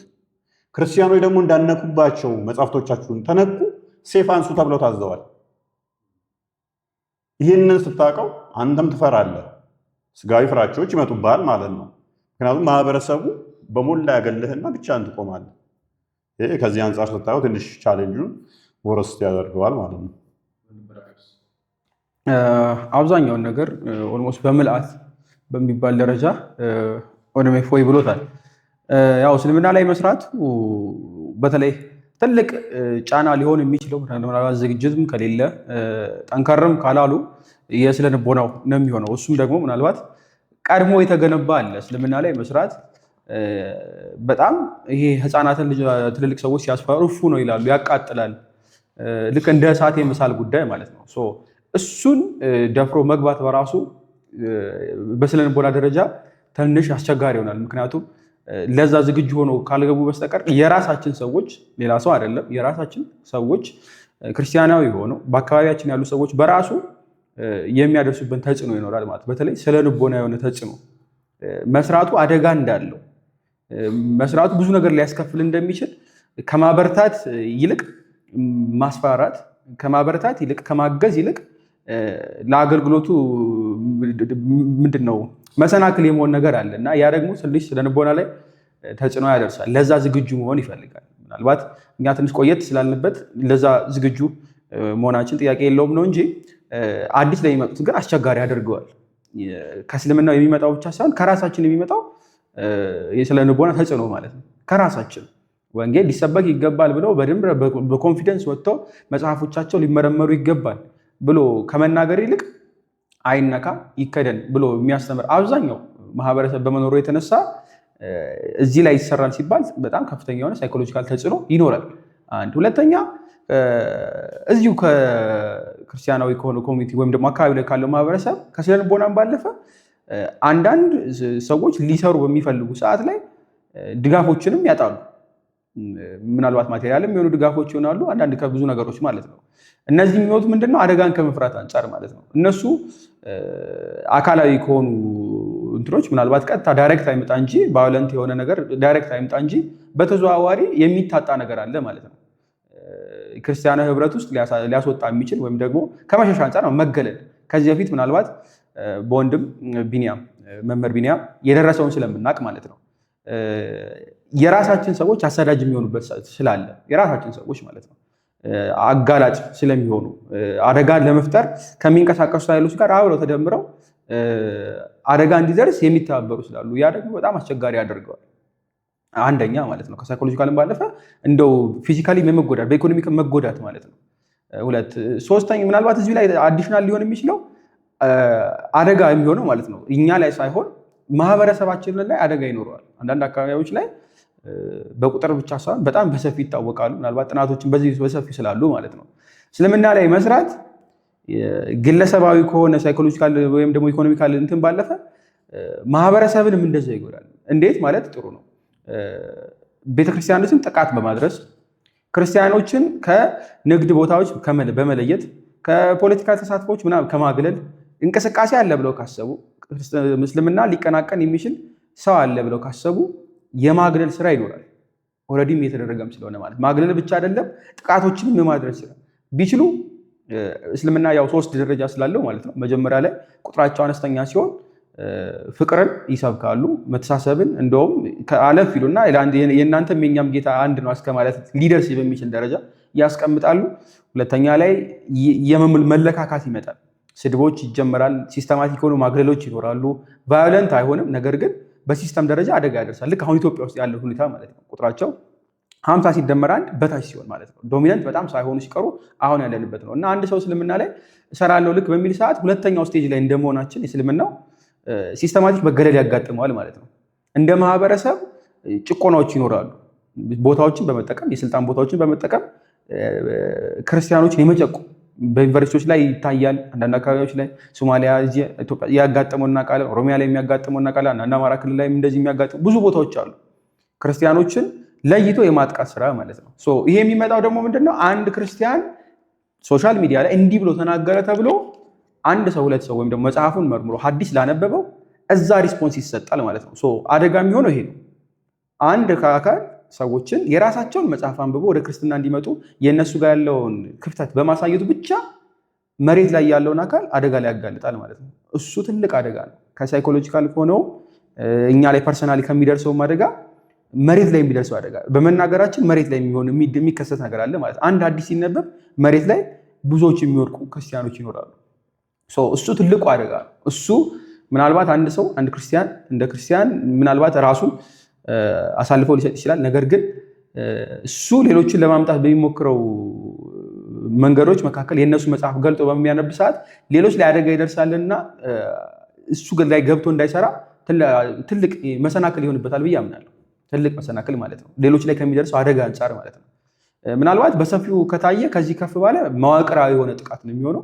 እስልምና ላይ መስራት ትንሽ ነገር ከተሞከረ ለምሳሌ አሁን ባለው ሰሞኑ እንኳን ብንመለከት እፎይ የተናገራቸው ንግግሮች በመውሰድ አንዳንድ የኛ ወንድሞች እህቶች እንዲህ ባደረጉትን በመውሰድ መሬት ላይ ሲስተማቲካሊ የሆነ ጥቃትን በመዋቅር ደረጃ ለማድረግ የሚሞክሩ ብዙ አካላት እንዳሉ ነው የታዘብነው። ኦልሬዲ ተቀምጠው የነበሩ የሚፈልጉት የሆነች ፖይንት የሰው ክርስቲያኖችን ሳይናገሩ ቀድመው እነሱ በመተንኮስ ልክ እኛ በምናገር ሰዓት ክርስትናውን ዲፌንድ ለማድረግ የእነሱን መጽሐፍ አውጥተን በምናሳይ ሰዓት እሷን እንደ መነሻ ፖይንት አድርገው ጥቃት ለማድረስ በሲስተም ደረጃ የሚሰሩ አካላት አሉና እሱ ትንሽ ለቤተክርስቲያንም ለምዕመናንም አደጋ እንደሆነ ይታየኛል። ምናልባት ትልቅ መሰናክል ከሆኑ ወይም ደግሞ አደጋ ከሚባሉት መካከል እነዚህ ናቸው በዋናነት። እንደው ፐርሰናል ጥያቄ ብጠይቃቸው ብዬ አሰብኩኝና እንዲህ አልኩኝ። እንደ እፎይ ተገላልጦ ሰው ሁሉ እያየው ማስተማር መወያየት ወይስ ደግሞ እንደ ጰላዲዮስ ማንነቱ ሳይታወቅ ተሸፍኖ ማገልገል ነው? የትኛው ነው የሚመረጠው ለአገልግሎት? በተለይ ከእስልምና ጋር ላለው አገልግሎት የትኛው ይሻላል ብዬ አልኳቸው። መገለጡ አሊያስ ተሰውሮ ማንም ሰው ሳያውቀው መንፈሳዊ አገልግሎቱን ማገልገል የሚል ጥያቄ ጠይቄያቸዋለሁ። አስገራሚ መልስ መልሰዋል። መልካም። ምናልባት እንደ ሁኔታዎቹ ይለያያሉ። አሁን ኢትዮጵያ ያለችበት ሁኔታ ነባራዊ ሁኔታ ይወስነዋል። እንደ አፍጋኒስታን ወይም ደግሞ እንደ ሳውዲ አይደለንም ያለ ነው። አሁንም ቢሆን ክርስትና በሰፊው የሚሰበክባት ክርስቲያኖች ያሉባት እንዲሁም ሙስሊሞች በመኖራቸው ብቻ ሳይሆን እኛም በሰፊው ያለንበት ሀገር መሆኑ የተከባብረን የምንኖርበት እንዲሁም ደግሞ ሴኩላር የሆነ መንግስት ያለበት መሆኑ ለዚህ ትልቅ አስተዋጽኦ አለው ብዬ አምናለሁ። አንድ ሰው ቢገለጥ የአባቶች ድጋፍ ቢኖረው የመምህራን ድጋፍ ቢኖር ሲስተም መዋቅሩ ቢደግፈው ቢገለጥ ያን ያክል ጉልህ የሆነ ነገር ምንም ያለው አይመስለኝም። እንደውም የተሻለን የሚሆነው ብዬ አምናለሁ። ነገር ግን ፐርሰናሊ በተጠይቀኝ እኔ እንደግሌ መገለጥ ያለባቸው ብዬ የማምነው እንደ እፎይ አይነቱ ሳይሆን ኦፊሻሊ ወጥተው መምህራን የሚባሉ በየዓመቱ የሚመረቁ ብዙ ሰዎች ስላሉ ማለት ነው። መምህራን የሚል ታይትል ያላቸው በክህነቱም ያሉበት የተማሩ ብዙ አሉ። እነሱ ቀድመው መድረኩን ሊቆጣጠሩት ይገባል። ከልጆች ይልቅ የመንጋው መሪዎች ቀድመው መንበሩ ሊይዙት ይገባል ብዬ አምናለሁ። እነሱ ቢገለጡ ሁሉም ሰው የሚገለጥ ይመስለኛል። ያን ያክል አደጋ ያለው አይመስለኝም። ነገር ግን አሁን አስቸጋሪ የሚያደርገው ተገልጦ መስራቱ ልክ እንደ እፎይ ሲንግል አውት መደረግ መነጠሉ ሌሎች ድጋፍ እንደማያደርጉ እና እሱ ይሄ ሮጎ ነው ወጥቶ ማለት ነው እንደወጣና ድጋፍ እንደሌለው ሰፖርትም እንደማያሳዩት ያሳያል። ስለዚህ ለአደጋ ያጋልጠዋል ማለት ነው። አንድ ሰው ለብቻው ሲገለል ለሌሎች ጥቃት ለመዳረግ ወይም ደግሞ ጥቃቱ ለመግባት በጣም ግልጽ ያደርገዋል ወይም ቀላል ያደርግለታል ብቸኛ መሆን ማለት ነው። ነገር ግን ልክ እንደ እፎይ 20 30 ኧረ ከዛ በላይም ብዙ መምህራን ደፍረው መውጣት ቢችሉና ሁሉም ሰው መገለጥ ቢጀምር መገለጡ ያን ያክል ማተር የሚያደርግ አይመስለኝም ፐርሰናሊ። ምናልባት በእኔ በኩል ለምን ብጠይቀኝ ለምን ተሸፈንክ ብትለኝ ግላዊ ፍላጎቴ ነው እንጂ ያን ያክልም እንትን የሚለኝ ነገር የለም። በግለሰብ ደረጃ መገለጥ ካለመፈለግ አንጻር አንድ፣ ሁለተኛ ላይ ደግሞ ያለውም ስትራክቸር ብዙም አይደለም። ድጋፍ እንዲመጣ ግዴታ ቀድሞ መምህራን ቢመጡ ብዬ ስለምመርጥ ነው። ምናልባት ከእፎይ የሚለየኝ ይሄ ነው፣ ፐርሰናል ፕሪፈረንሴ ማለት ነው። ቀድሞ መምህራኑ ምኑ ሁሉም ቀድመው ሊወጡ ይገባል ብዬ አምናለሁ። አምናለሁ። ትልቁ አብዛኛውን ሸክም እነሱ ሊሸከሙት ይገባል። ቀድሞ የተጋረደብን ነገር አለ፣ አይናችን ተጋርዷል እንደ ሀገር እንደ ቤተክርስቲያን። ይህንን ደግሞ ገፎ ፊት ለፊት ላይ ወጥቶ አደባባዩ ላይ የሚጀምረው ሰውና የሚያነቃቃው ሰው ያስፈልጋል። እሱ ሲኖር ሁሉም ሰው ቢወጡ ይደግፋሉ። ፐርሰናሊ ወጥተው ማገልገል ከማይፈልጉት በስተቀር ማለት ነው። ምናልባት ብዙ መምህራን አሉ ፕሮቴስታንት ላይም ወይ ኢቭን ቤተክርስቲያን አስተምሮ ላይ የሚሰሩ ነገር ግን በመልክም ሆነ በድምፅ ማንም የሚያውቃቸው ማለት ነው። ምናልባት ከነሱ እንደውም እኔ ይሻላለሁ። አይ ቲንክ በድምፅ እታወቃለሁ እና የእፎይ ፕሪፈረንስ ፐርሰናሊ አልደግፈውም። ምክንያቱም ቀድሞ መምህራን ቢወጡ ስለምደግፍ ማለት ነው። አሁንም ቢሆን ግን ብዙ መምህራን አሉ። የሚያስፈራ ነገር ያለ አይመስለኝም። ሁሉም ከሆነን ህብረት ካለን አንድ ከሆነን በፊት መገለጥ ያን ያክል ማተር አያደርግም። አንድና አንድ ምንድነው የሚፈልገው? ፊት መገለጥ አለመገለጥ ሳይሆን ለምናወራት ንግግር፣ ለምናነሳት አርጊመንት ለእያንዳንዷ በማስረጃና በማስረጃ ብቻ መሆኑና በመከባበር መሆኑ ብቻ። ከዛ ውጭ ፊት መገለጥ አለመገለጥ የሚያስፈራን አይመስለኝም። አብዛኛውን ብሎታል። የተሰወረ ማይገለጥ የተገደነ ማይከፈት ምንም የለም እንዲል ክርስቶስ መገለጥ አለበት ብዬ አምናለሁ። እኔ ማለት ራሱ መሸፈን መደበቅ ለነሱ የሚሰጠው አንድ ቫልዩ አለ፣ አድቫንቴጅ ይዙባል። ቅድም እንዳልኩ ምንድነው እሱ ዘሆን ተቂያን ፈቅደውታል። ውሸት ስለተፈቀደ አንተ ብቻ እንትቆምና በዙሪያ ያሉ ክርስቲያኖችም ደግሞ የእነሱን አስተምረው ስለማያውቁ ዘሆን በውሸት አንተ ዋሽተሃል ይሉሃል። አንተ እውነት እየተናገርክ የአንተዎቹ ደግሞ አያውቁም። ተደብቆ እኮ እንደዚህ የሚናገረው እየዋሸ ስለሆነ ነው ይሉሃል። እስቲ ተገለጥ፣ እስቲ እንደዚህ ይሁን ይሉሃል። ይሄ ምንድነው እሱ ሳይኮሎጂካሊ ተደብቆ እየዋሸ ነው በሃይማኖታችን ላይ የሚል ይሰራሉ ማለት ነው። አብዛኛው ደግሞ የኢትዮጵያ ሕዝብ አንባቢ አይደለም። የምትሰጠው ማስረጃ ምን ያህል እውነት ነው ሄዶ ቼክ አያደርግም። ከዛ እነኛ ተደብቆ እየዋሸብን ሲሉ ከዛ በቀላሉ ምን ያደርጉታል? ኦዲየንሱን ብሬን ወሽድ የተደረገ ነው። ኦዲየንሱ እንዳለ ጠያቂ አንባቢ አይደለም። የሆነ ነገር የሰማውን እውነት ብለው የሚወስድን ከዛ ተደብቀህ እየዋሸህ ነው ይልሃል። ከዛ በኋላ እና እስቲ ተገለጥ፣ እንደውም አሁን አስቀረ ነው እንጂ እኮ እስቲ ልብ ካለ ተገለጥ የሚል እንትን በጣም ትሬንድ ነበራቸው። ስንገለጥና እንዲመተን ቦልድ ላይ ስንናገር እውነታን ተገለጥ የሚለውን አትሊስት አስቆምናቸው። ዛቻዎቹ እንዳሉ ሆነው እስቲ ተገለጥ፣ እስቲ እንደዚህ ይሁን፣ እንደዚህ ምናምን የሚሉትን አስቁመናቸዋል። ግን እንደዚህ በርከት ብሎ ቢመጣስ? እሱ እንዳለው የመንጎቹ እረኞች ከፊት ቀድመው መንጋውን ሊመሩት ይገባል። የመንጎቹ እረኞች ናቸዋል ነፍሳቸውን ስለ መንጎቹ መስጠት የነበረባቸው። ክርስቶስ ለዛ ነው የበጎቹ እረኛ ነፍሶቹን ስለ በጎቹ ይሰጣል የሚለው ዮሐንስ ወንጌል ምዕራፍ 10 ላይ እስከ ቁጥር 27 ስታነበው ነፍሳቸውን ለበጎቹ መስጠት ያለባቸው መንጎቹ እረኛ ነበሩ። ነገር ግን እረኛው ከተኛ ምን ታደርጋለህ? በቀበሮ ዝም ብለህ መበላት አለብህ? የቴዎሎጂ ምርቃኖች እዚህ ላይ አፋችን ተሸብቧል ካሉ ኦልሞስት ግማሽ ሚሊዮን ህዝብ የሚጠጋው ሙስሊም ከሆነ የሀገሪቷ ወንጌል ለነኛ አያስፈልግም? ማቴዎስ ወንጌል ምዕራፍ 28 ላይ ቁጥር 19 እስከ 20 ወደ ዓለም ሂዱ ወንጌልን ስበኩ ሲባሉ ለፕሮቴስታንት ብቻ ነው? ለሙስሊሞች አይደለም? ስለዚህ መንጎቹ እረኛ ነፍሳቸው አሳስቧቸው ክርስቶስ ያለውን ትተው የበጎቹ እረኛ ነፍሶቹን ወዳጆቹ ያኖራል ነፍሱን ለበጎቹ የሚሰጥ ከሆነ እነሱ ግን አንሰጥም ካሉ የሚያስጨንቃቸው ከሆነ እንደ ጳውሎስ እንደ ጴጥሮስ መሆን ከተሳናቸው እረኞቹ ዝም ብለው መታዘብ አለባቸው? ወይንም በቀበሮች ሲበሉ ዝም ብለው ማየት አለባቸው? አትሊስት ምን ማድረግ አለባቸው ማለት ነው? እረኞቹ ማንቃት አለባቸው። እኔ እንደዛ አምናለሁ። ስሩ ደጋግመን ጥሪ እናቀርባለን እኮ እባካችሁ ማታውቁትን ካለ መረጃዎች እንስጣችሁ፣ እናንተ ደግሞ እኛን አስተምሩን።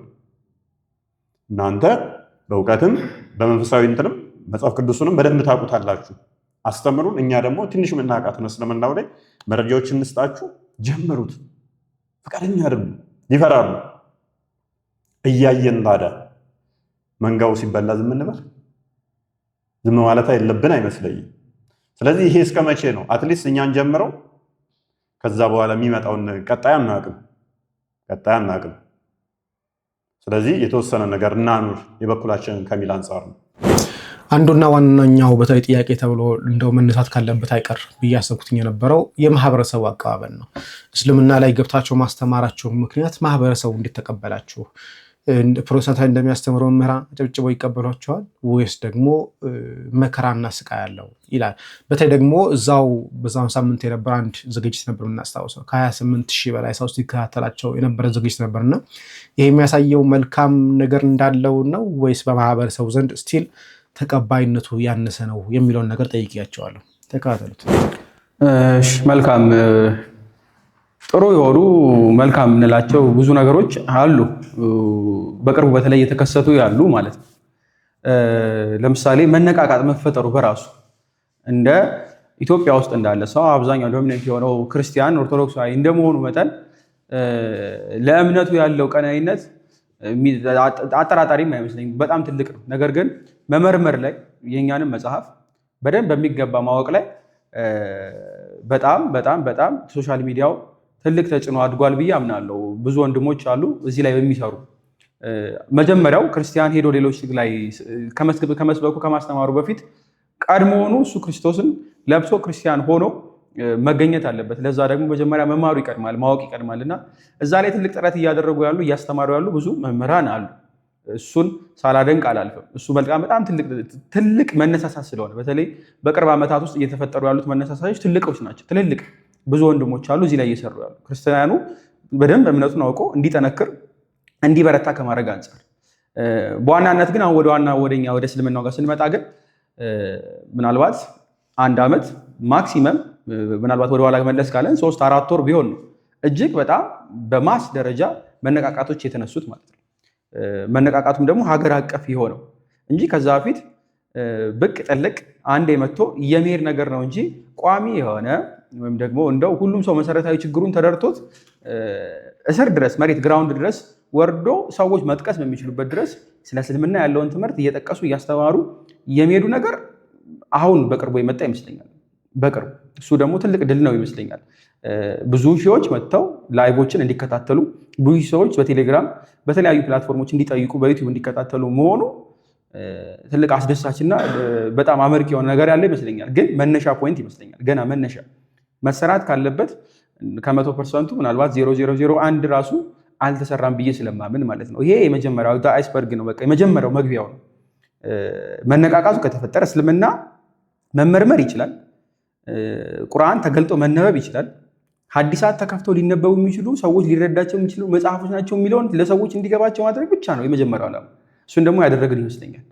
በጣም ከሩቅ ተደርጎ ይፈራ የነበረ መጽሐፍ ቁርአን አሁን ሰዎች በድፍረት ገልጠው ሊያነቡት የሚችሉት መጽሐፍ ሆኗል ማለት ነው።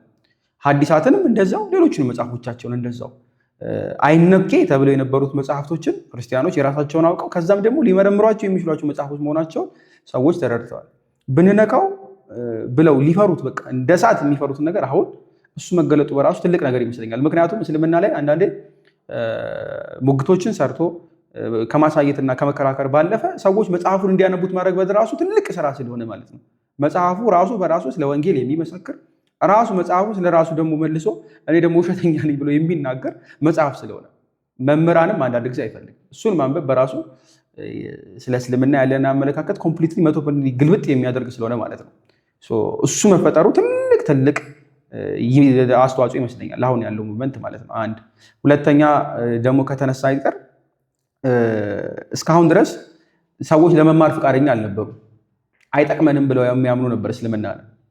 አሁን ግን ሰዎች መማር እፈልጋለሁ፣ ማወቅ እፈልጋለሁ፣ በአካባቢ ጎረቤቴ ሰዎች አሉ፣ ቤተሰቤ አለ፣ ዩኒቨርሲቲ አካባቢ ላይ ትምህርት ቤት የትም ቦታ ላይ ማስተማር እንፈልጋለን የሚሉ ብዙ ኦርቶዶክሳውያን እየመጡ ነው። ያ ትልቅ ድል ይመስለኛል። አንድ ሰው መመርመር ከፈለገ የመጀመሪያው ስቴፕ ስለሆነ ማለት ነው። ከዛ በኋላ ብዙዎች ይመጣሉ ማለት ነው። ብዙዎች ይኖራሉ ማለት ነው። ብዙዎች ቲክቶክ ላይ የምናውቃቸው ብዙዎች አሉ። አሁን ካለው በጣም በሰፊው የሚመጡበት እድል ተከፈተ ማለት ነው። አሁን ባለው ሰሞኑ ኢኒሺዬሽን እና ከዚህ በፊት በነበሩት እንትን የተፈጠረውን እንደ መልካም ነገር የምቆጥረው ይሄንን ነው። ብዙዎች እንዲመጡ እድል በር ከፋች ነው። ይሄ ነው ፐርሰናሊ የማስበው። ከዛ ውጭ ፎይ ይጨምርበታል።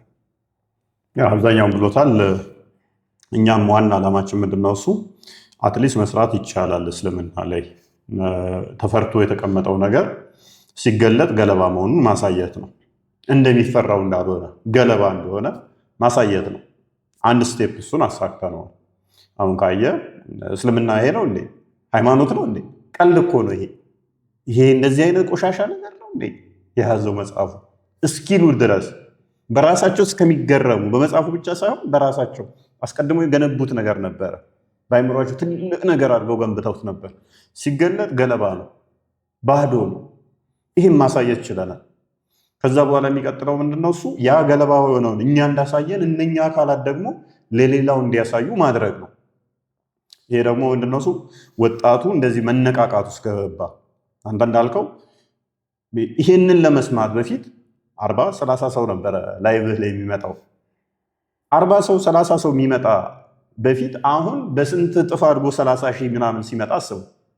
በአንድ ላይቭ ላይ 30 ሺህ ሲመጣ አሁን አስቡ ምን ያህል ለውጥ እንዳመጣን። ይሄን አስበው። ትልቅ የአውደ ምሕረት ጉባኤ ብታዘጋጅ ስንት ሺህ ሊመጣ ይችላል? 5,000 ይመጣል። በስንት ባጀት ወጥቶበት ሜቢ ከእያንዳንዱ ባጀቱን ብታስበው ሜቢ ሚሊየንም ሊጠጋ ይችላል የሚወጣበት። አንድ ሰዓት በጅትበት በአንዲት ሞባይል ገብተህ ላይቭ 30 ሺህ ጋር ከደረስክ ምን ያህል ስኬት እንደሆነ አስቡ። ከ30 ሺህ ውስጥ ደግሞ ኦን አቨሬጅ 10 ሺህ ሌላ ቤተ እምነት ነው። 20 ሺህ ያህል ነው ኦርቶዶክስ የሚሆነው። 10 ሺህ ሚኒመም ሌላ ቤተ እምነትን እያስተማርክ ነው። ትልቅ ሚሊየን በጅተህ አውደ ምሕረት ላይ ጉባኤ አዘጋጅተህ ከወር በፊት አስነግረህ ባናር አሰርተህ 5,000 ቢመጣ ከ5,000 ውስጥ 5 ሰው ሌላ ቤተ እምነት ላይ መጣ ይችላል። ተደራሽነት መልሰህ ለዛው ነው ቤቱ ስላለ ሰው ብቻ ምጮ የሚያውቀውን ይሆናል የምንነግረው ለዛው ለኦርቶዶክስ ብቻ ይሆናል። ተደራሽነት አሁንም እዛው የተገደበ ነው። ለማን? ለኦርቶዶክሱ ብቻ ነው። ይሄንኛው ግን ልዩነቱን አየው። አትሊስት በአንድ ላይቭ ስትሪም ላይ ለ10 ሺህ ሙስሊሞች ተደራሽ ሆንን ማለት ነው ያለምንም በጀት። ይሄን የቲክቶኩን ብቻ ነው ያለ። በፌስቡክ በቲክቶክ በቴሌግራም በዩቲዩብ ስትሪም ይደረጋል። እነኛን ስደምረው ወደ 50 ሺህ ተጠጋ ማለት ነው። ስንት ጉባኤ ተዘጋጅቶ ማይመጣውን ባንዴ እነኚህን ክርስቶስን ያላወቁትን ወንጌል ደረስክላቸው ማለት ነው። ወንጌል ለዓለም ይሰበካል። ለዓለም ወንጌል ከመሰበኩ በፊት ትንሣኤ እንደማይሆን ነግሮናል። ስለዚህ በቀላሉ እንደዚህ ይህንን ጊዜው የሰጠን ቴክኖሎጂ ተጠቅመን መድረስ ቻለን ማለት ነው። ይሄ ደግሞ የሚያሳየው ምንድነው? ሰው ወንጌልን ለመስማት ፍላጎት አለው። የእስልምናን ስህተት አውቀው በዙሪያቸው ያለውን ማስተማር ይፈልጋሉ ማለት ነው። የሰው ተቀባይነትን ከዚህ ተረዳዋል። ተቀባይነት ስላለው ነው። በዙሪያቸው ያለውን ለማስተማር ካላችሁ ፍላጎት የተነሳ ነው መተው ቁጭ ብለው ታብታብ እያደረጉ ኮፒሊንግ እያደረጉ ሲማሩ የነበረው ማለት ነው። ስለዚህ ይሄንና እሱ ላይ ወይንም ደግሞ አረብ ሀገር ቁጭ ብለው ወይንም እየሰሩ ከሚታገዱ ሴቶች ላይ ጫንቃ ላይ ብቻ ማረፍ የለበትም። መምህራኖች ይህንን በርደን ሼር ማድረግ አለባቸው። እነሱ ሲሸከሙት አንተ አጋዥ ትሆናለህ፣ ምሰሶ ይሆናሉ እነሱ። አንተ ከዛ በኋላ ምን ትሆናለህ? ረዳት ትሆናለህ፣ ሳጋ ትሆናለህ። ነገር ግን አንተ ምሰሶ ከሆንክስ አንተን ከቆረጡ ሳጋዎቹ ጥቅም የላቸው። ግን መምህራኖቹ ምሰሶዎች ቢሆኑስ አንተ ታጠነክረዋለህ፣ ምሰሶውን ደግፈት ይዛለህ ማለት ነው። ዙሪያውን ከበህ በምሰሶው ስር ትሆናለህ አንተ። ግን ብቻህን ተነጥለህ አንተ ምሰሶውን ታልክ ሳጋ ከሌለ ትበላለህ። አሁን ምንድነው? ኦዲየንሱ አለ፣ ህዝቡ ፍላጎት አለው። መምህራኖች ግን ቆመው እያዩን ነው። ከመምህራን ደረጃ ከተቋም ደረጃ ነው ድክመት ያለው። ኦዲየንሱ በጣም ተቀባይነቱ ጥሩ ነው ብዬ ነው ማምነው በአሁኑ ሰዓት ላይ። አንዱ ልብን የሚያደማው ነገር በተለይ እስልምና ላይ የሚያስተምሩ መምህራን፣ ትልልቅ መምህራን፣ በአውደ ምሕረት የምናውቃቸው በጉባኤ የምናውቃቸው መምህራን ብዙ ጊዜ ላይ እስልምናውን ወጥተው ሲያስተምሩ ሲሞግቱ እና ሲከራከሩ ብዙ ጊዜ አይተናነቅም። እና አንዱ ጥያቄ መጠየቅ የፈለኩትኝ ይሄ ነበር። ቤተክርስቲያን ምንድነው እገዛ ያደረገችላችሁ? አሊያም ደግሞ የቤተክርስቲያን መምህራን ምንድነው ከእናንተ ጋር የነበሩት? አሊያም ደግሞ እንደናንተ ለማስተማር ምን ያህል ትጋት አላቸው የሚለውን ነገር ጠይቄያቸዋለሁ። እንከታተል። አብዛኛውን ቤተክርስቲያን ምንድነው ድጋፍ ያደረገችላችሁ የሚለውን ሜይ ቢ ቤተክርስቲያን ድጋፍ ካደረገችልን ውስጥ ክርስትናን ሰጥታናለች። የእሷ ልጆች እንደመሆናችን እና ይህንን እንድንሰራ አትሊስት እስካሁን አልከለከለችንም። ኦፊሻሊ አትስሩ የሚል ክልከላ ስላላወጣችብን ልጆቿ እስከመሆን መቆጣጠር ትችላለች ቤተክርስቲያን። ስለዚህ አትስሩ የሌላን ሃይማኖት የሚል ክልከላ አልከለከለችንም። ስለዚህ ያንን እንደ ድጋፍ ልናየው እንችላለን ሜይ ቢ ብዬ አስባለሁ። ስላልከለከለችን ልጆቿ ስለሆነ ልጆቿ ደግሞ የሌላን ቤተ እምነት ትክክል አለመሆን ስንሰብክ ስላልከለከለችን ያንን እንደ ድጋፍ ላየው እችላለሁ።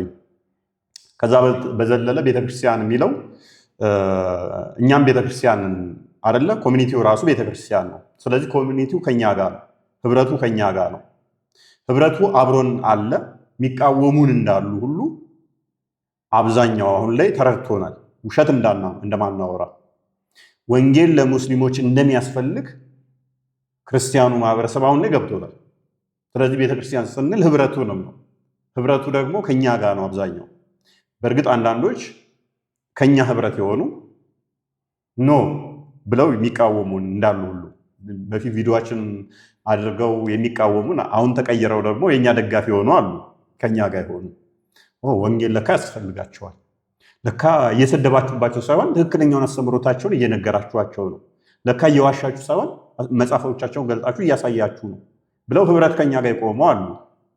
ነገር ግን ጥያቄ ሜይ ቢ እንደ ተቋም ምን ተደረገላችሁ የሚል ከሆነ እንደ ተቋም ደረጃ ይሄ ነው የሚባል የለም። ተቋሟ ትፈራዋለች ይመስለኛል በእንደዚህ አይነት ጉዳይ ላይ ደፍሬ ለመናገር ተቋሟ እስልምና ላይ መምህራኖችን አብቅታ ራሱ ያሰማራች አይመስለኝም።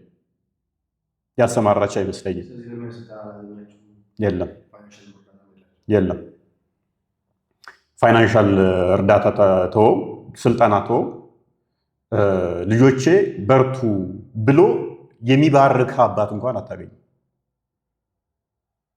አትሊስት ከፕሮቴስታንቱ ጋር እንደሚሰሩት ልጆች ምናምን ተጠርተህ እንኳን በአንድ ቴብል ላይ ተጠርተህ እንኳን እናንተም የኛ ልጆች ናችሁ አትባልም። የማግለል እንትኑ ሳያውቁት ይሁን አውቀውት ይሁን ይሄ ነገር አለ ማለት ነው። ይሄንኛው ደግሞ ምንድነው እሱ የሚያመጣብን ትንሽ ሀዘን ውስጥ እንገባ ያደርጋል። ከዛ በዘለለ ግን አንዳንዶች ቅድም እንዳልኩ አንዳንዱ ሊቃወሙ ይችላሉ። ዘሆል ግን ህዝቡ በአሁን ባለው ሁኔታ ላይ ከኛ ጋር ነው። እንዲሁም ደግሞ አባቶች ቁጭት ያለባቸውና ከኛ ጋር ያሉ አሉ። እንደ ተቋም አለ እንጂ ውስጡን አባቶች አብረውን እንትን የሚሉ አሉ። መምህራኖችም መማር የሚፈልጉ መስራት የሚፈልጉ መሰራት እንዳለበት የሚያምኑ እንዳሉ ደግሞ እናምናለን። ግን ደፍሮ ቦልድሊ በውስጥ መጥቶ አብሬህ ነኝ ከሚለው ይልቅ ነው እንደ ተቋም ተሰባስበው እንደዚህ መደረግ አለበት መሰራት አለበት የሚለው ግን የለም። ትንሽ ነገር ብቻ ኦፊሻል በሆነ መንገድ እንደው ስትራክቸር የያዛል አይደለ? በተቋም ደረጃ ምንም አይነት ነገር የለም። እንደውም እንዲሰራም ፍላጎቱም ያለም አይመስልም ድጋፍ ካለማሳየታቸውን አንጻር ከመውሰድ አንጻር። ነገር ግን ከመደገፍ አንጻር በተቋም ደረጃ አይኖር እንጂ በግለሰቦች ደረጃ ከሌ ማንላቸው በውስጥ ስማቸው እንዳይጠራ የምንፈልጋቸው የማይፈልጉ እነሱ ትልቁን የአንበሳውን ሚና እየተጫወቱ ያሉ ሰዎች አሉ። እነሱን በእግዚአብሔር ስም ማመስገን እፈልጋለሁ። ከኖርማል ዓለማዊ ከሆነ ነገር አያገኙትም፣ ከእግዚአብሔር ግን ያገኙታልና ማለት ነው። ከመደገፍ አንጻር ፋይናንሻልም ይሁን ይሄን ብታነቡ በሚል ደረጃ ፐርሰናል ያሁን እኔ እስልምና ላይ ማንበብ፣ ማየት፣ መጠየቅ፣ መማር ከጀመርኩ ብዙ ዓመት ሆኖኛል። ወደፊት ከመምጣት በፊት ለዛ የጠቀሙ ደግሞ ብዙ ኦርቶዶክሳውያን አሉ። ቀድሞ ግቢ ጉባኤ ላይም ከዛም በፊትም ደግሞ እንዲሁ መምህራኖችን ከማግኘት አንጻር በውስጥ የሚሰሩ ማለት ነው በእነሱ የተደገፍነው ድጋፍ ጋይዳንስ አለ። ነገር ግን ተቋምም ይሁን ማህበራትም እንዲሁም ደግሞ ከአገልጋዮችም ደግሞ የተሰጠ ድጋፍም ሆነ ምንም የለም። ምናልባት ግን ይሄ ነገር ድጋፍ የለም ሲባል መረሳት የሌለበት በተለይ ሶሻል ሚዲያው ላይ እንዲሁ በጣም ቦልድ ቲክቶክ እና ቴሌግራም ላይ እንደው በሰፊው ስማቸውን ጠርቶ በኋላ ማመስገን ካለብን እናመሰግናለን። ድጋፍ ከሚያደርጉ መካከል ብዙ እህቶች አሉ። እጅግ በጣም ብዙ እህቶች ለብዙዎች ፋይናንሻል የሚደግፉ ልክ መምህራን በሌሉበት መምህር ሆነው አገልጋዮች በሌሉበት አገልጋይ ሆነው ሰዎች መናገርን በተመቸ ሁኔታ ላይ በአማረ ሁኔታ ላይ ተኝተው ተምረው ጊዜው ኖሯቸው እውቀቱ ኖሯቸው ባላገለግሉበት ወቅት በትንሽዬ በሰንበት ትምህርት ቤት ባገኙት እርስ በራስ እዛው በተማሩት እውቀት ባላቸው ማለት ነው ያላቸውን ለመስጠት ሳይሳሱ ወጥተው ከጊዜያቸው ደክሟቸው በጣም ከብዙ ጫና አልፈው ለማስተማር የሚወጡ ሰዎች እሱ ራሱ ትልቅ እገዛ ነው ብዬ አምናለሁ። እኛ ተመችቶን ትንሽዬም ቢሆን ለማገልገል ስንሞክር እነሱ ደግሞ በሰፊው ከኛ በበለጠ መጥተው መስራታቸው እኔ እንደገዛ ነው የምቆጥረው። ምክንያቱም ማንም የሰጣቸው ስለሌለ ማለት ነው። ይሄን ብሎ ኃላፊነት የሰጣቸው የለም። እሱን በራሱ ማገልገላቸው እኔ ፐርሰናሊ እንደገዛ ነው የምቆጥረው። ትልቅ ስራ ማለት ብቻቸውን ተቋም የሆኑ ሰዎች ናቸው። በአረብ ሀገር እንዲሁም አንዳንድ አውሮፓ ላይ ያሉ በተለይ እህቶቻችን እንዲሁም አንዳንድ ጥቂት ወንድሞቻችን ቆየት ያሉ ወንድሞቹ እንደውም ቆየት ይላሉ። በተለይ ሴቶቹን ማመስገን ይፈልጋሉ። ብቻቸውን ተቋም የሆኑ ስለሆኑ ማለት እነሱ አግዘውናል። የማይካድ ነው። ክሬዲትም ምናልባት ጊዜ ካለን ወደፊት ሊሰጣቸው የሚገቡ ብቻቸውን ተቋም ሊሆኑ የሚችሉ ቢያድጉም የምመኘው እነሱ ነው። ፍቅሩም ስላላቸው ከጊዜም ብዛት ደግሞ እውቀቱም ስላላቸው ማለት ነው። መደገፍ ይችላሉ። አሁንም እየደገፉን ነው። የእነሱ ድጋፍ ግን ራሳቸው እንደ ተቋም ምናልባት መጠራት ካለባቸው ተቋም አይደሉም አውቃለሁ።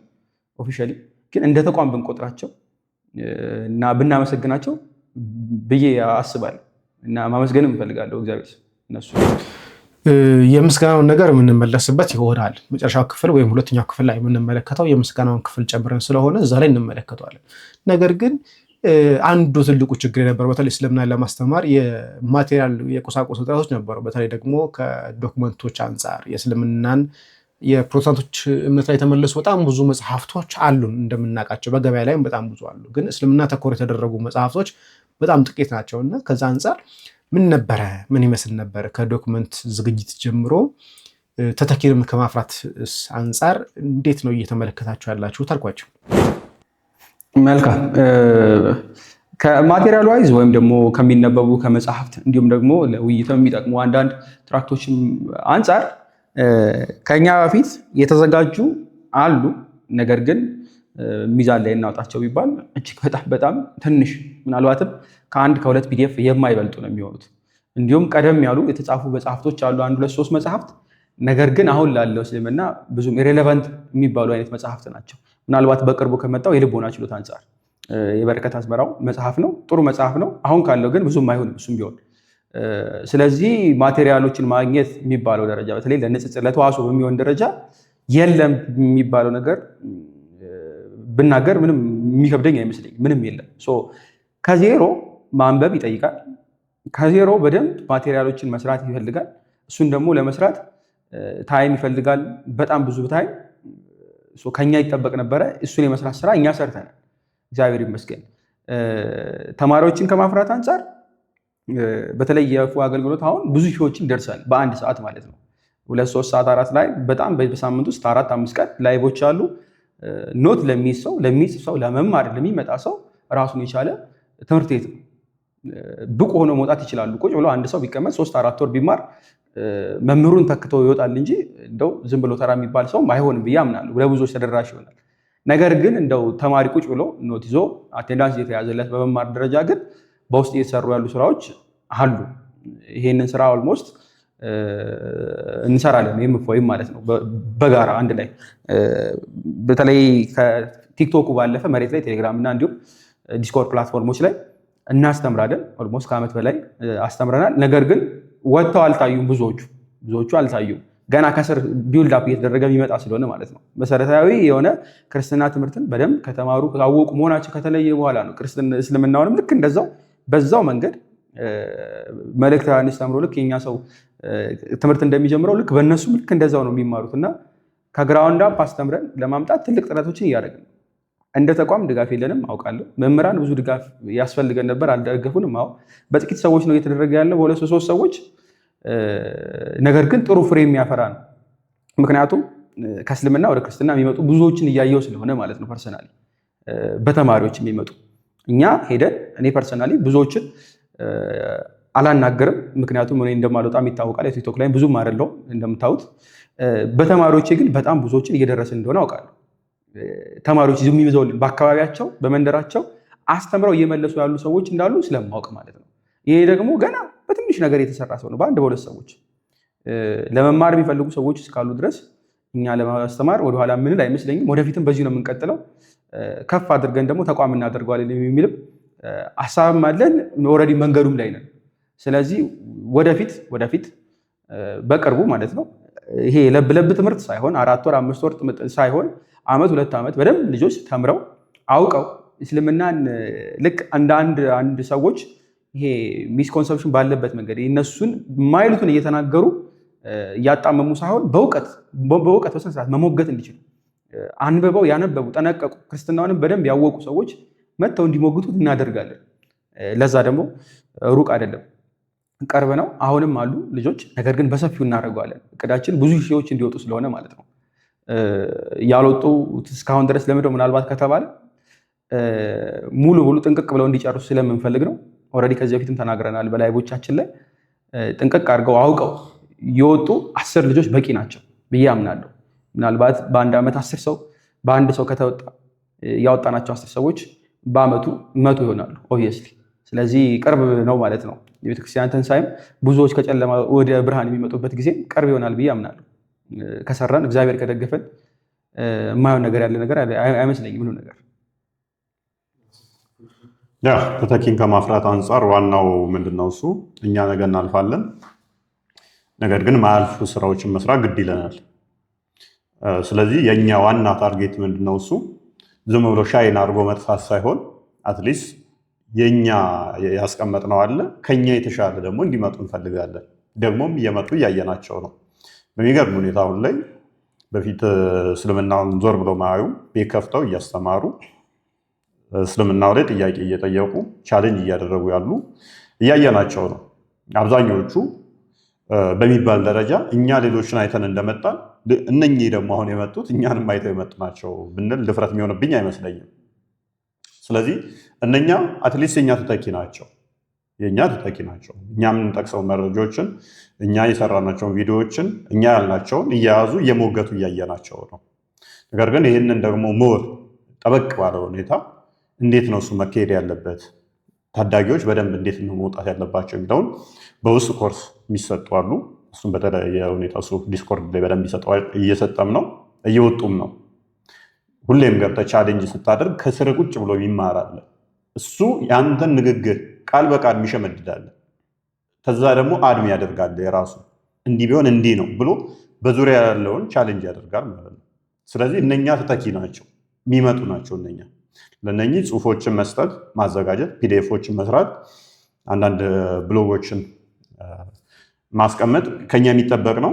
ያንን እንቅስቃሴዎች ላይ ነን ለማድረግ አብዛኞቹ እየተዘጋጁ ነው። መረጃዎችን በቀላሉ እንደኛ ማይለፉበት ማለት ነው። ማቴሪያሎችን ፍለጋ እንደኛ ማይንከራተቱበት በቀላሉ አክሰስ የሚያደርጉበት እሱ ጠቅሶታል ቅድም። ኢትዮጵያ ውስጥ የተሰሩ ፒዲኤፎች ስንት ናቸው? ምን ያህል መረጃ እናገኛለን? ለእኛ ጫና ነበረ። አይ የሚመጣውም እንደኛ ይለፍ እኛ ግን አንልም። አትሊስት እኛ የሰራናቸውን አስቀምጠንለት ብንሄድ በፊት 3 ፒዲኤፍ ቢኖር እኛ 5 ፒዲኤፍ ብንሰራ 8 ፒዲኤፍ ሆነ ማለት ነው አይደል? ስለዚህ የሚመጣው ደግሞ እዛ ሊጨምሮበት ይሄዳል። ኤግዛምፕል ነው የሰጠው። ስለዚህ አትሊስት እኛ ከነበረው 2-3 እጥፍ መስራት አለብን ማለት ነው። የሚመጣው ከዛ በኋላ ከኛ ቀጣይ የሚመጣው አትሊስት ይቀልለታል፣ መንገዱ ተጠርጎለታል። ያ የተጠረገውን መንገድ በደንብ እሱ መሄድ ይችላል ማለት ነው። የተጠረገው ያንን የማድረግ ስራ እየሰራን ነው። መረጃዎችን የመያዝ ፒዲኤፎችን ማዘጋጀት፣ ብሎጎችን፣ ዌብሳይቶችን አስበናቸዋል። እንደ እግዚአብሔር ፍቃድ በቅርብ ጊዜ ውስጥ ፐብሊክ አድርገን ልጆችን በደንብ መረጃዎች የሚያገኙበትን እናደርግላቸዋለን። አሁን ተሰዳችሁ ያላችሁት እዚህ ሆና ቤት ውስጥ ግን ለዚህ ስደት ምን አበቃችሁ? እንዴትስ እዚህ ቤት ውስጥ ነገ ልትሄዱ ነው? ማታ ላይ እንደምትሄዱ ነግራችሁኛል። ግን እዚህ ቤት ውስጥ ግን ምን አመጣችሁ? ምንድነው ለዚህ ነገር የዳረጋችሁ? እስቲ እንስማችሁ።